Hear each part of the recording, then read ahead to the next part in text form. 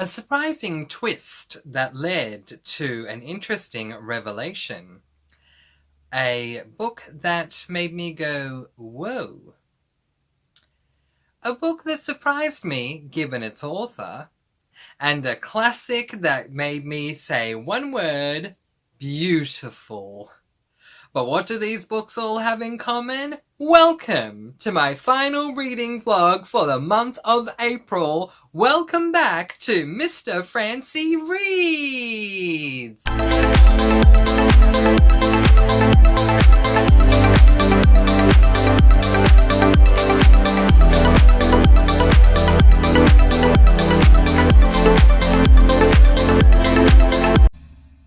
Yes, hello and welcome back to Mr. Francy Reads. My name is Mr. Francy and I'm honoured to have your company again today. Alright, it is reading vlog time and I love doing reading vlogs.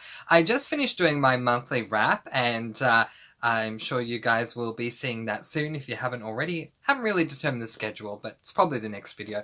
Anyway, what I said there is very true about these videos, these reading vlogs. I get to take more time and go a little more in depth about the books that I was reading during the course of the week, as opposed to when I have a certain short amount of time to go through them in the month. I decided, despite the fact that I said I wouldn't do a final week reading vlog for the month of April, that I would do one because I read 4 books and I want to talk to you about them. So, the first book that I read in the final week of April was this book, which is On What Grounds by Cleo Coyle. This is the first book in the Coffee House mystery series, and it is a book that I've been wanting to get to for a very long time, so I'm glad that I did. Unfortunately, it did come at the cost of this book, A Tale of Magic by Chris Colfer. This is a book that I planned to read in the last week of April, but unfortunately, after reading 2 massive chunkers, I loved the first chapter of that book so much that I was just worn out by massively long books. So I decided to shelve that book to give it the proper attention it deserves. So please don't think it was a DNF and that I'm not going to read it. I will. I just want to give it the proper attention it deserves. So, On What Grounds by Cleo Coyle is, as I said, it's an adult cozy mystery. It follows a woman by the name of Claire Cozy, or Cozy, but either way, hilarious. Now, Claire and her ex-boyfriend run a coffee house that was given to them, interestingly enough, by Claire's, sorry, not ex-boyfriend, her ex-husband, and Claire's ex-husband's mother gave Claire, and then Claire finds out a little later on in the book, but it's not a spoiler, that she also left it to Claire's ex-husband, her son. So, and according to Claire's ex-husband, the reason his mother left it to both of them was she had other intentions. She was hoping it would bring them back together.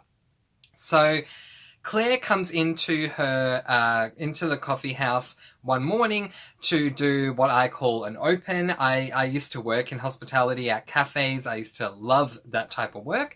And so in the morning we called it an open, where you turn on the lights, turn on the coffee machine, get it ready, put the pastries out, all that kind of stuff. So she came in expecting that everything would be open because her assistant manager usually does the open, but nothing's ready. So she's wondering what's going on because her assistant manager is usually very reliable. Well, it turns out her assistant manager is unconscious.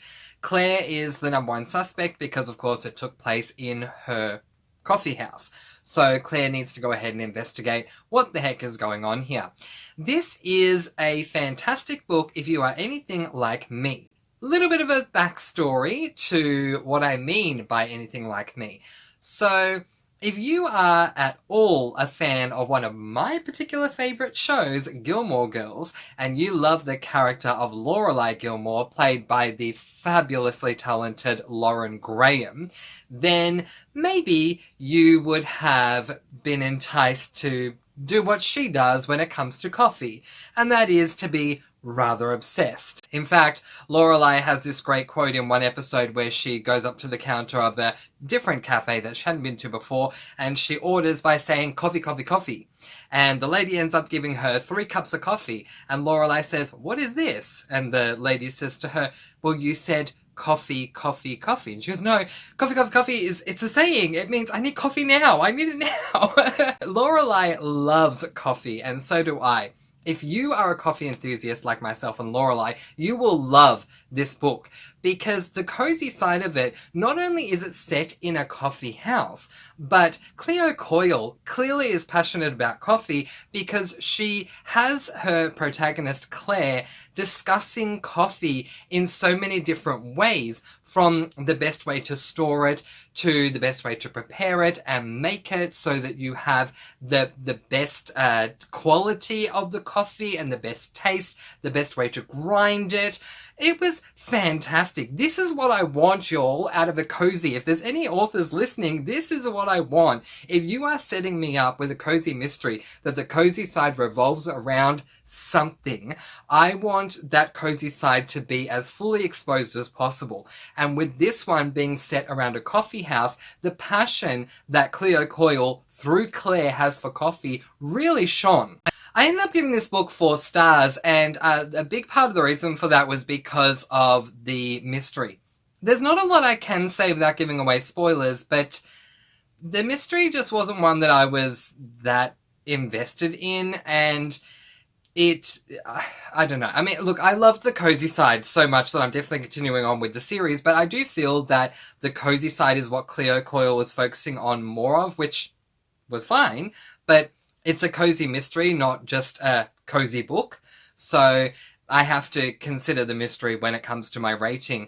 And yeah, the mystery just seemed to be a little bit drawn out, and it also wasn't that entertaining for me. The first, there are 2 reveals we get at the end. The first one was a real head-scratcher for me. I really didn't understand it. The second one made up for it, though, so it deserved the 4 stars that it received. I'm definitely going to continue on with the series. The question is when.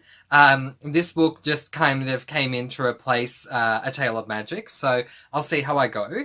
But I did love book 1, so I definitely will continue on. Again, the question is just when will I get the time? But 4 stars from me for that one, and I loved it. And if you want to talk about it with me, please do so in the comments below, because I'd love to talk more about this book with you. So the next book I read was this book, which is The Betrayed by Kiera Cass. This is book 2 in the Betrothed duology. The original book revolves around a woman by the name of Hollis, who is called the Betrothed, betrothed to marry the king, and she doesn't want to be. She wants no part of this. She has no interest in, sorry, no, not the king, the prince, who's going to become king. She has no interest in the prince at all. She doesn't like, let alone love him. She doesn't like him at all. And she wants no part in becoming future queen, even though she's being trained and set up for this. But her parents do.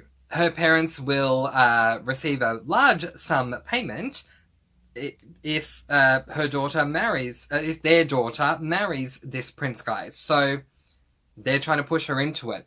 Along the way in the first book, while she's going through her queenly preparatory duties and training, this family comes in to seek asylum and is seeking asylum directly from the prince, and Hollis is there to witness it. And she falls in love with the boy in the family, the teenage guy in the family, and she would much prefer to run away with him. She does. This is not a spoiler, because the spoiler is the big climax that happens at the end, which I'm not going to say, but the big climax that happens at the end of book 1 really set us up for book number 2, because some really massive things went down, and had me wondering where we were going to go with the series. I was looking forward to pick up book 2. I love Kiera Cass. Honestly, I did not like A Curse So Dark and Lonely at all. It just wasn't my cup of tea. But everything else she's written, the entire Selection series, The Siren, and book 1 in this series, and now this book, I absolutely loved. And if she goes back to writing dystopian or romance type books, then I am 100% on board. I'm just not a massive fan of her fantasies, the Curse of Dark and Lonely stuff. But this book was really good for the first half. The second half I really struggled with, however, and let me explain why. I have the feeling that this series, the 2 books in this duology, there was meant to be more. I had the feeling there was meant to be like 3 or 4 or 5 books in the series, and the first half definitely read that way. It felt like it was setting us up for a lot more to come. And then suddenly, in an overly jarring experience for me, in the second half, we start jumping around here and there, and it's just, I don't want to say it was messy, but it felt quite rushed, and that did let me down. It almost felt like suddenly Kiera Cass's publisher came back to her and said, okay, you need to wrap it up in 2 books. And she went, oh crap, how do I do that? And she just blasted away doing something. And it didn't sit well with me. I still ended up giving it 4 stars because I think it definitely deserved it, and I can appreciate what was going on, and considering how it wrapped up, that tells me how she was going to wrap up the series had it been a series, and because of that, I need to be able to look ahead and say, how would it go for me had it been an actual series? So ultimately, I gave it 4 stars. I did enjoy the book. I loved it. If you like strong, mentally tough female protagonists, you will love this book. As much as I love the selection, because the same thing happens, we have a very strong, mentally tough female protagonist in that series as well. But yeah, I loved it. I just wish that it wasn't so rushed in the second half. So the next book that I picked up, because I read 4, was this book, Matchmaking Can Be Murder by Amanda Flower. This is book number 1 in the Amish Matchmaking series, which is a sister series to one of my all-time favorites right here, the Amish Candy Shop. There is a reason why this series is displayed. It is by far and away my favorite cozy mystery series. I mean, I love the Christmas Tree Farm series as well, and I hear there's a new one coming out, so I'm excited about that. But I've read more of these, so if I had to choose between the 2, I'd choose this one. But I do love both of them just as much. Anyway, so this series, the Matchmaking series, is a sister series to the Candy Shop series in that it is set in the same town, and we do run into the same characters. One of the biggest differences between the 2, however, is that in Amish Candy Shop, we deal with a non-Amish person, which the Amish refer to as an Englisher, as our protagonist. And in the Matchmaking series, we follow an Amish woman. And that took me a little while to wrap my head around because I was so used to how things were with our protagonist, Bailey King, the Englisher, in this series. But the premise of this series is that we follow Millie, who is a matchmaker, and more on that in just a moment. And the book opens up with Millie going over to her niece Edith's house, who Edith wants to borrow Millie's goats. She has 2 gorgeous goats that you can see on the cover there. And when Millie arrives, she arrives to find Edith really not doing so well. And the reason for that is because a man that she was engaged to by the name of Zeke is dead. And Edith feels responsible despite the fact that she did not directly kill him. So Millie sets out with her dear friend who is an Englisher named Lois to try and solve the murder to determine who actually did kill Zeke. Now, let's talk about the cozy side. The cozy side let me down. And for an Amanda Flower book, that's an unpopular opinion coming from me. But here's the thing.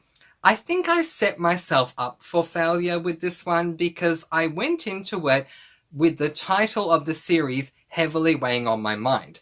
It is an Amish matchmaker series. So I went in with this idea that we're going to follow this character who sits behind a desk, meets Amish characters, Amish people who want to fall in love, and she sets them up on dates with people who she thinks will be their perfect match. This did not happen.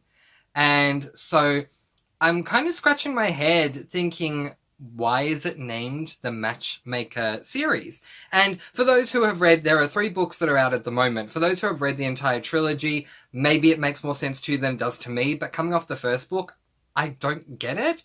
In saying that, Millie's partner in crime, Lois, is, oh my gosh, by far and away the saving grace of this book. She is so hilarious. I love her so much that I mean, I would continue on with the series anyway. It's Amanda Flower. I would consider it a personal sin to not continue on with Amanda Flower works. But Lois is what's going to keep me going. Another thing that I just really quickly wanted to bring up is, as I was saying earlier, it's called the Amish Matchmaking series. And I wrote on my Goodreads that it's not the old biddies and their quilting series.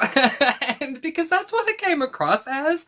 And I didn't get it. The cozy side seemed to be more about these old ladies that got together and did some quilting.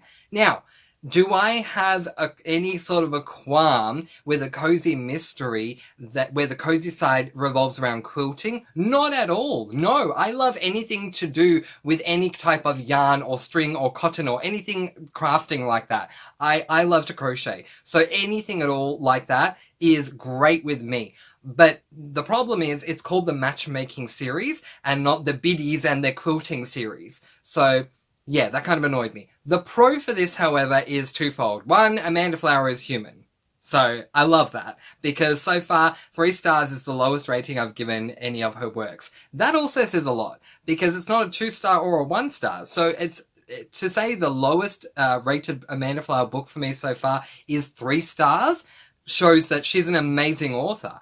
But also, there is so much room for growth with this series, and I can't wait to see how things go with book 2, and if it actually turns out to be a matchmaking series, as opposed to the Biddies and the quilting series. But either way, I love Amanda Flower. I feel horrible that I'm giving this 3 stars, but I have to be honest at the end of the day. I think if you're going to go into this book, go in expecting that you're following an Amisher rather than an Englisher, like in the Candy Shop series, and also go in thinking that it's more about old ladies who like to quilt and a mystery, rather than an old lady who likes to set up people who she believes will be each other's perfect match. But anyway, 3 stars from me. I'm definitely continuing on. It's Amanda Flower. Why wouldn't I? So the final book that I read for the month of April was this book, Peter Pan, by J.M. Barrie. This is a beautiful edition. It is the Mina Lima edition. So that's spelled Minalima. If you were wondering, they cost a lot more, but to me they are worth it. They are just absolutely beautiful. They are collector's items. Okay, the plot of Peter Pan is that, it's omniscient narration. We follow a ton of different characters, but the main 4 are Peter Pan, a boy who never grew up, and 3 children from the same family, Wendy, Jonathan, and Michael.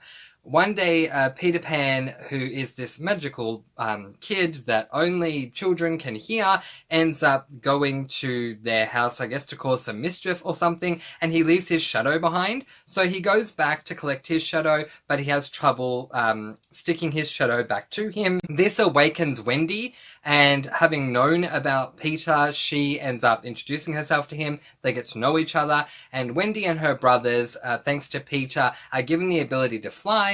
They fly back to his homeland, Neverland, where they stay for a while and they get involved in some adventures.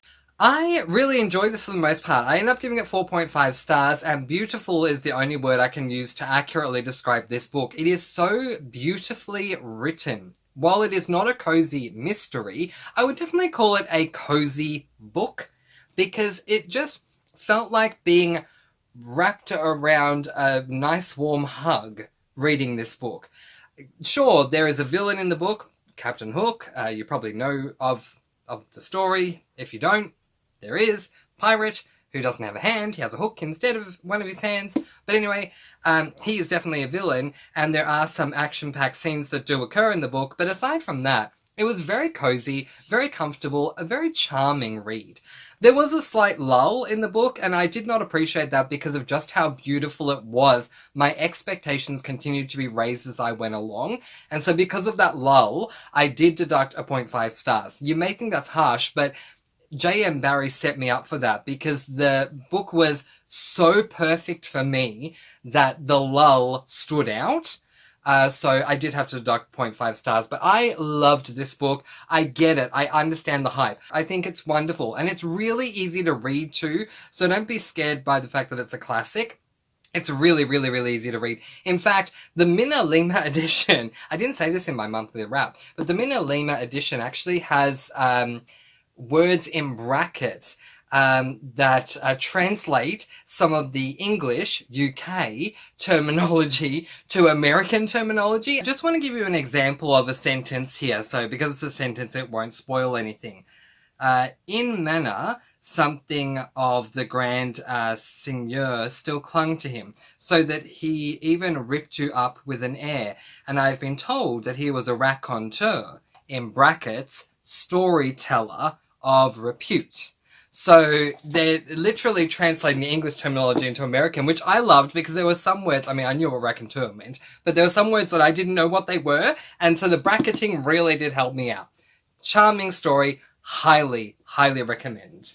And now for everyone's favourite game that we like to call Up. These are some of the books that I read, or most of them, for the final week in April. What books did you read for the final week of April? Let me know in the comments section below.